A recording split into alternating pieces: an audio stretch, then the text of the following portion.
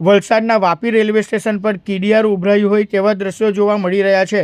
હોળીના તહેવારોમાં પોતાના વતન જવા નીકળેલા પરપ્રાંતિયોના ધસારાના કારણે રેલવે સ્ટેશન પર અફરાતફરીનો માહોલ સર્જાયો હતો. ખાસ કરીને બાંદ્રા પટના ટ્રેન જે અઠવાડિયામાં માત્ર એક જ વાર દોડે છે, તેમાં બેસવા માટે લોકોએ પડાપડી કરી હતી. ટ્રેન પ્લેટફોર્મ પર આવતાની સાથે જ અંદર પ્રવેશવા માટે જાણે હોડ જામી હતી. ભીડ એટલી પ્રચંડ હતી કે અનેક મુસાફરોએ દરવાજેથી પ્રવેશ ન મળતા ટ્રેનની બારીઓમાંથી અંદર ઘૂસવાની ફરજ પડી હતી. ભીડને જોતા ઘણા મુસાફરોએ ટ્રેન ચૂકી જવાનો કે મુસાફરી માંડી વાળવાનો વારો આવ્યો હતો. દર વર્ષે તહેવારો સમયે વાપી અને આસપાસના ઔદ્યોગિક વિસ્તારોમાંથી લાખો લોકો વતન જતા હોય છે. છતાં રેલવે તંત્ર દ્વારા પૂરતી સ્પેશિયલ ટ્રેનો કે યોગ્ય વ્યવસ્થા કેમ નથી કરવામાં આવતી?